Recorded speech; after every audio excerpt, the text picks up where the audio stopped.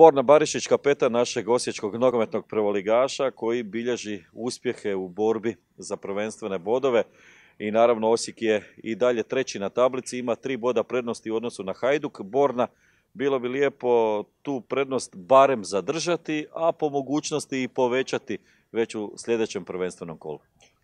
Pa tako je, trenutno smo na 3. mjestu, to je naš i cilj zadržati se do kraja sezone.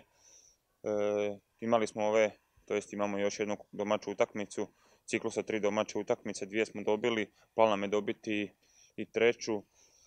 U petak je Inter i ja se nadam da ćemo to i ostvariti.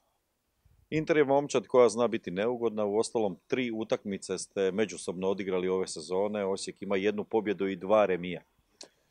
Inter je uvijek neugodna momčad i stvarno oni onako osciliraju dosta. Znači, kod njih se može očekivati slabija partija, može se očekivati jako dobra partija, ima stvarno dobrih pojedinaca i jedna stvarno dobra ekipa.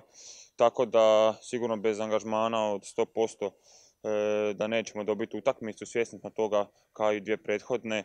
Učemo maksimalno motivirani, da kažem, uzmemo iz ovog ciklusa još ta 3 boda i pokušamo se još udaljiti od Hajduka. Uhvatili ste dobar zalet, prepoznala je to i publika, imate sjajnu atmosferu na tribinama, utakmice protiv Splita i Istre su bile zaista kvalitetne i u rezultatskom smislu i u smislu onoga što ste pokazali na terenu. 6 golova ste postigli, niti jedan pritom niste primili. Da, pokazujemo stvarno, evo rekao bi kad je završila, to jest kad je bila ova stanka, znači već i Dinamo, ajde, i ove 2 da smo se ipak imamo nekih pomaka i u igri. Nismo primili gol 2 kola, što je jedan odličan pokazatelj, zabili smo 6 golova.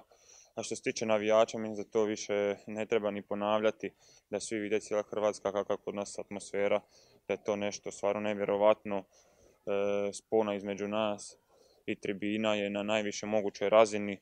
To smo dokazali prošlu utakmicu zajedničkim navijanjem.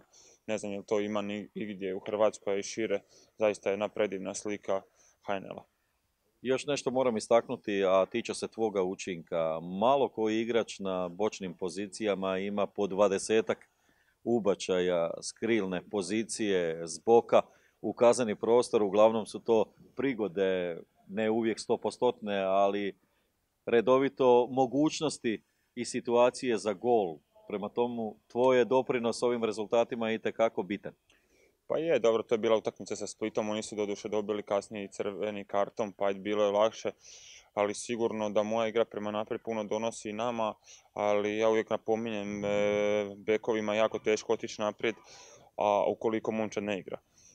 Vidimo kad momčad igra, kad smo mi rastrčani, razigrani, meni je puno lakše doći naprijed i Mata su isto, tako da nam je automatski lakše centrirati i poslati su igrače, no kažem, sve to u službi tog kolektiva, jako mi je drago da smo ovako dobro pozicionirani i da nam se naš klub ovako digo i da se nadam, nek sam siguran da ćemo ovako i nastaviti.